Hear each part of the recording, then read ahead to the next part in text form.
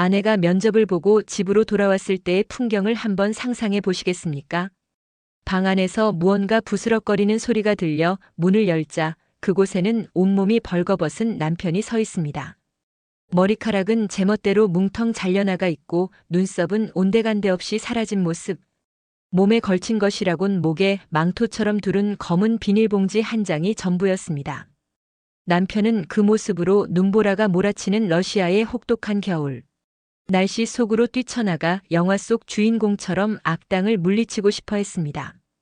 아내의 얼굴에 스친 짧은 망설임은 마치 이렇게 말하는 듯 했습니다. 내가 원했던 삶은 이런 게 아니었는데. 오늘 저희는 한 남자의 이야기를 들어보려 합니다.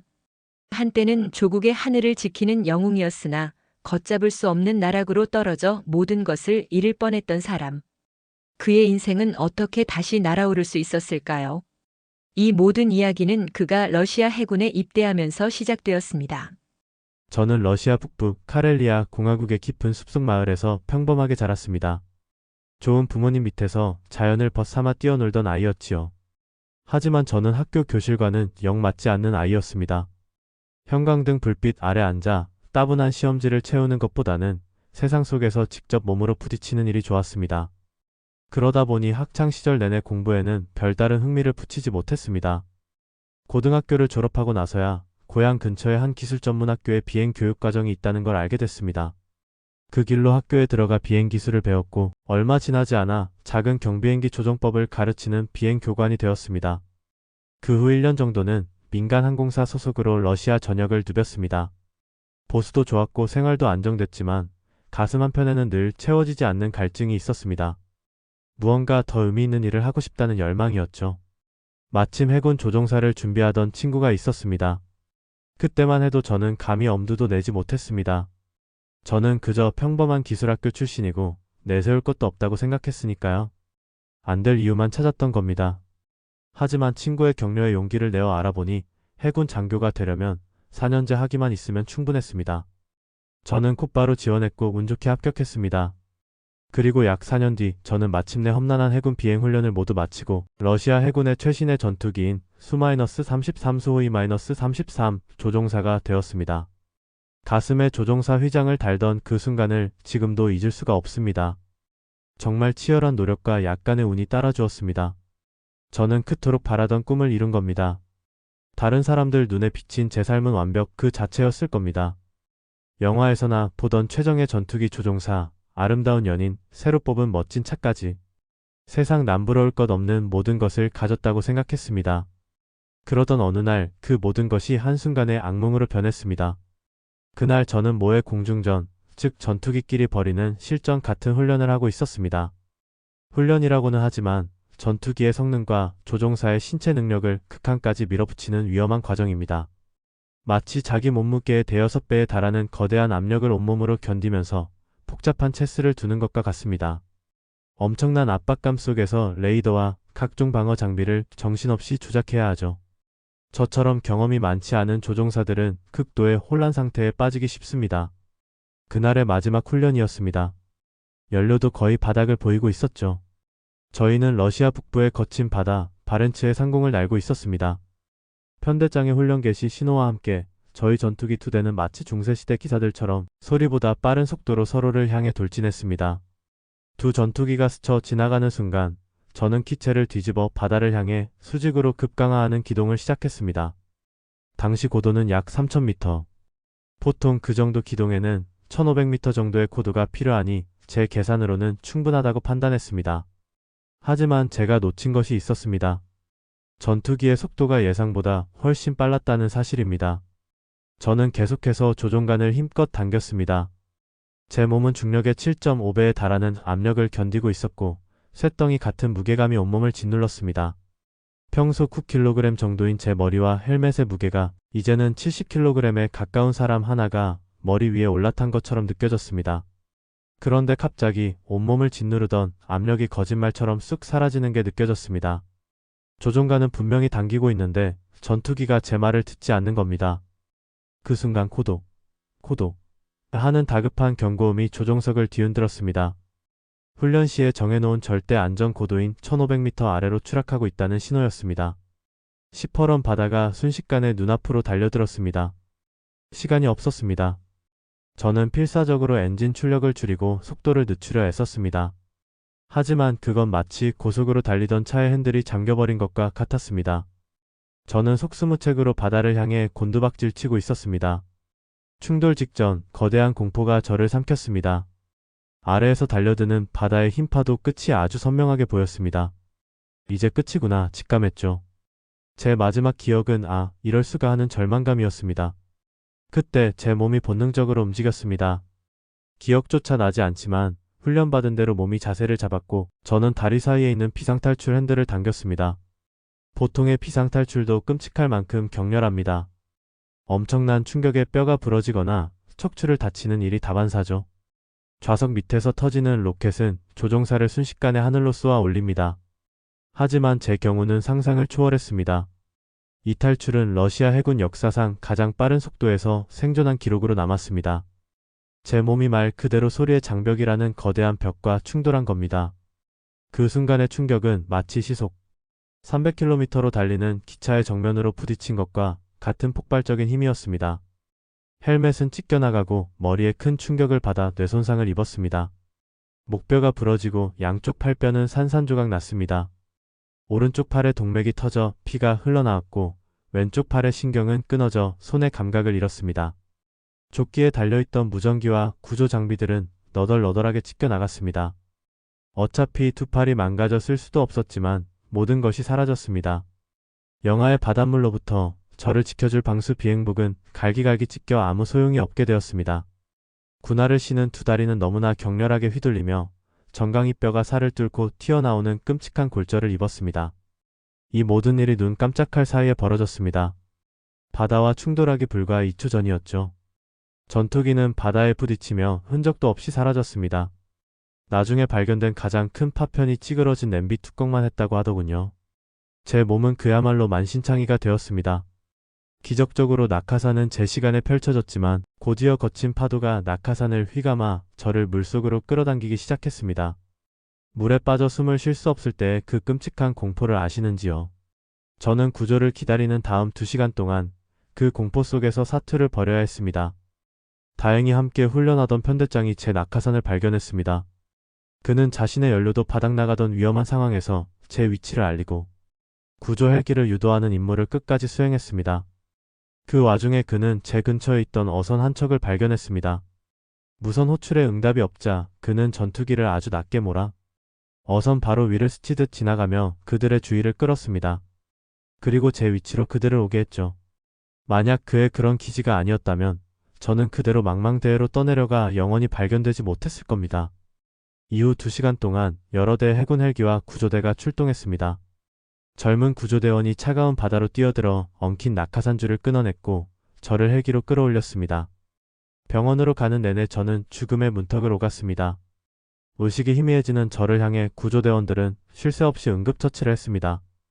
피를 너무 많이 흘렸고 심각한 저체온증까지 겹쳐 제 몸은 거의 기능을 멈춘 상태였습니다. 기적적으로 저는 북부함대의 사령부가 있는 무르만스크의 군 전문 외상센터에 도착했고 최고의 의료진에게 바로 인계되었습니다.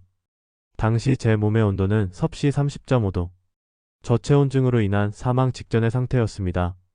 하지만 의사들은 오히려 그 심각한 저체온증 덕분에 과다출혈로 인한 사망을 막을 수 있었다고 말했습니다. 의료진은 제 몸을 데우고 수차례 피를 수혈했습니다. 그리고 저는 깊은 잠에 빠진 채 수술실로 옮겨졌습니다. 그 후 일주일 동안 저는 팔다리를 절단하지 않기 위한 대수술을 포함해 10번이 넘는 수술을 받았습니다. 의료진은 티타늄과 강철판으로 제 뼈를 다시 맞추었습니다. 이제 제 몸속에는 꽤 많은 쇠붙이가 들어있게 됐지요. 그때까지만 해도 제가 다시 깨어날지 아니면 평생 누워 지내게 될지 아무도 몰랐습니다. 중환자실 밖에서는 동료 조종사들과 가족들이 애타게 소식을 기다리고 있었습니다. 그때 한 동료가 이렇게 말했다고 합니다. 저 녀석 보통 내기가 아니야. 틀림없이 이겨낼 걸세. 보통 내기 스크래피. 그것이 제 새로운 별명이 되었습니다. 일주일 뒤 제 의식이 돌아왔습니다. 눈을 뜨니 낯선 방이었고 제가 왜 이곳에 있는지 아무것도 기억나지 않았습니다. 마치 꿈에서 깨어났는데 왜 내 방이 아닌지 알 수 없는 그런 혼란스러운 기분이었죠. 침대에서 몸을 움직여보려 했지만 꼼짝도 할 수 없었습니다. 처음에는 누가 저를 묶어놓은 줄 알았습니다. 하지만 그건 제 몸이 마비되었기 때문이었습니다. 곧 의료진이 들어와 그동안의 일들을 설명해 주었습니다. 제 팔다리는 온통 붕대와 수술 자국으로 엉망이었습니다. 결국 의사가 와서 말했습니다. 미안하지만 다시 걷기는 힘들 것 같습니다. 투파를 예전처럼 쓰기도 어려울 겁니다. 조종사로서의 경력은 이제 끝났습니다. 그 순간 제 인생이 끝났다는 캄캄한 절망이 저를 덮쳤습니다. 조종사의 꿈도 수억 원짜리 전투기를 잃어버린 책임감도 다시는 걷지 못할 거라는 공포가 저를 짓눌렀습니다. 그 어둠 속으로 그저 주저앉아 모든 것을 포기해버릴 수도 있었습니다.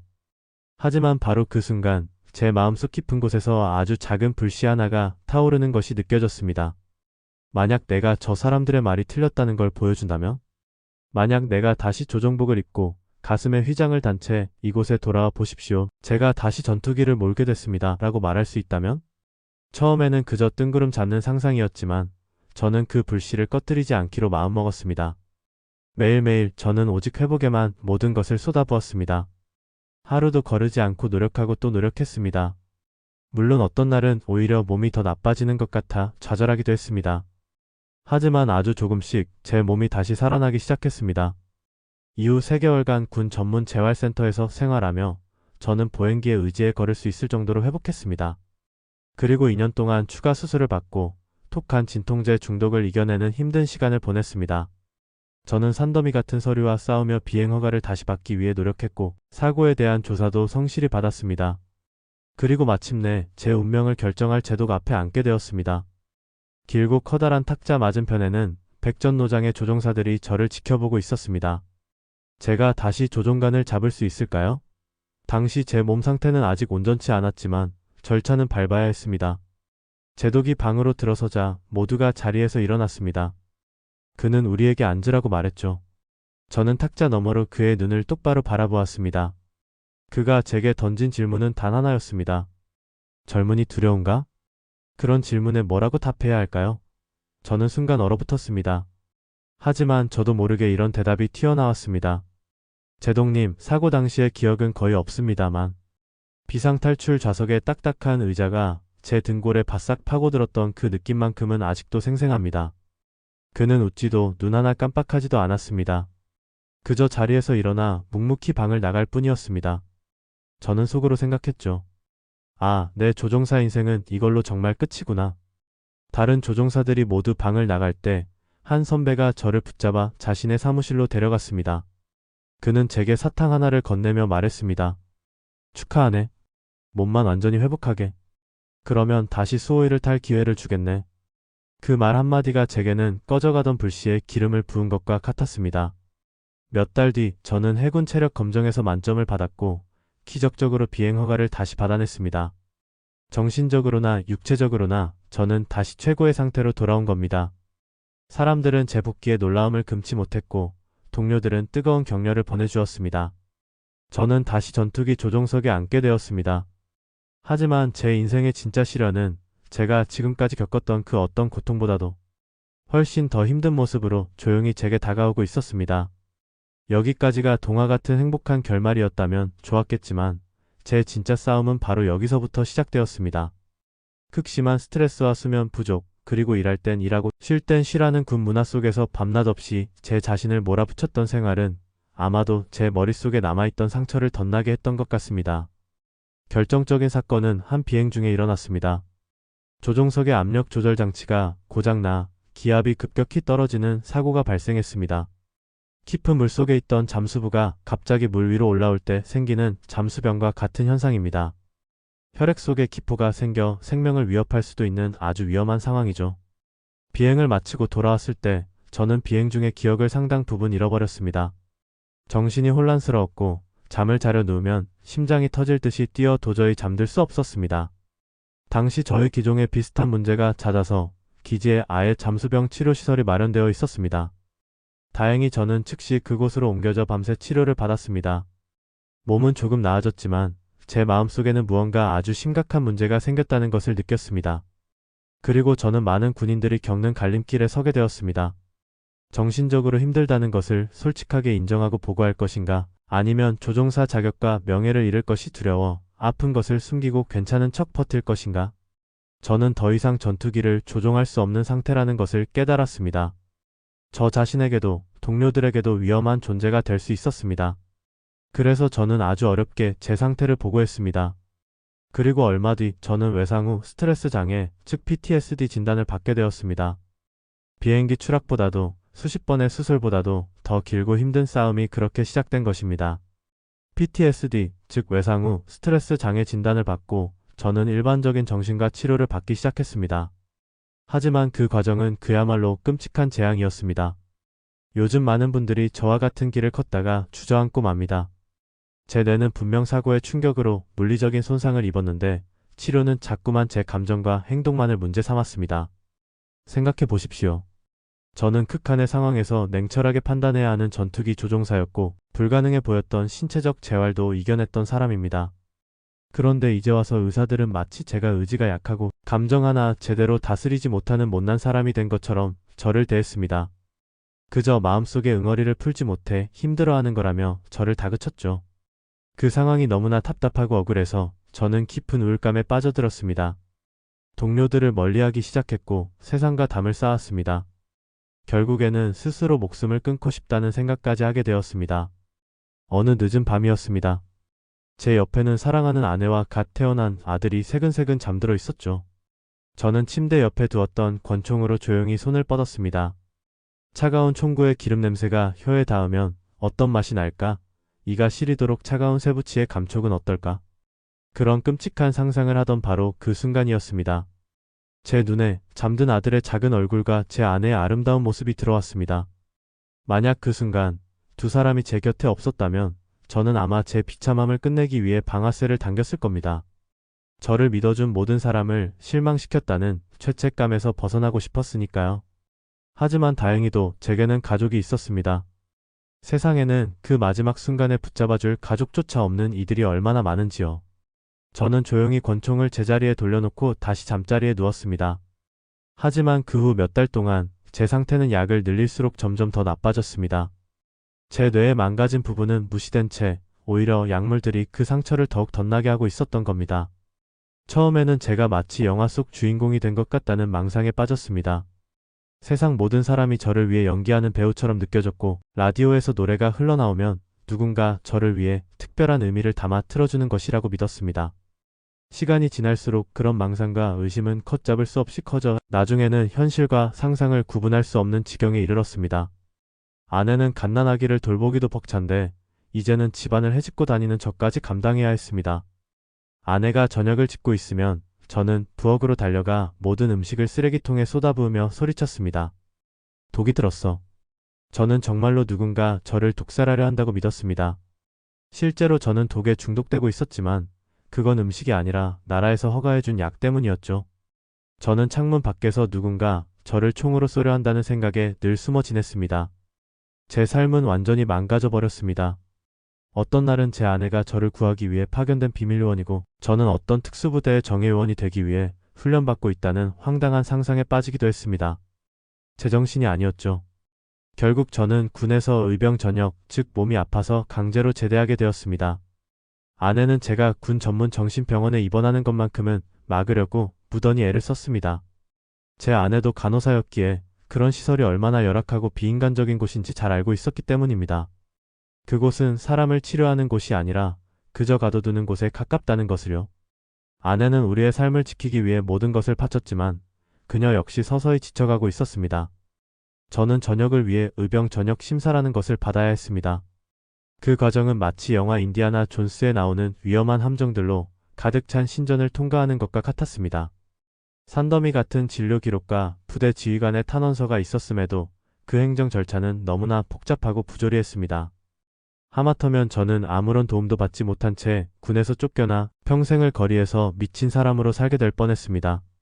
아내의 헌신적인 노력 덕분에 저는 겨우 전역 절차를 마칠 수 있었습니다. 우리는 고향인 북부 미시간으로 돌아왔습니다.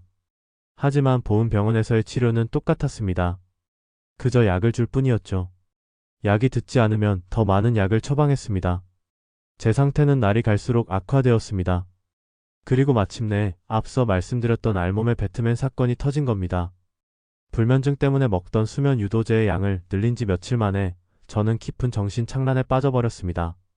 눈보라 속으로 뛰쳐나가 악당과 싸우겠다며 알몸으로 망토를 두르고 있었던 거죠. 아내는 그런 저를 보고도 침착했습니다.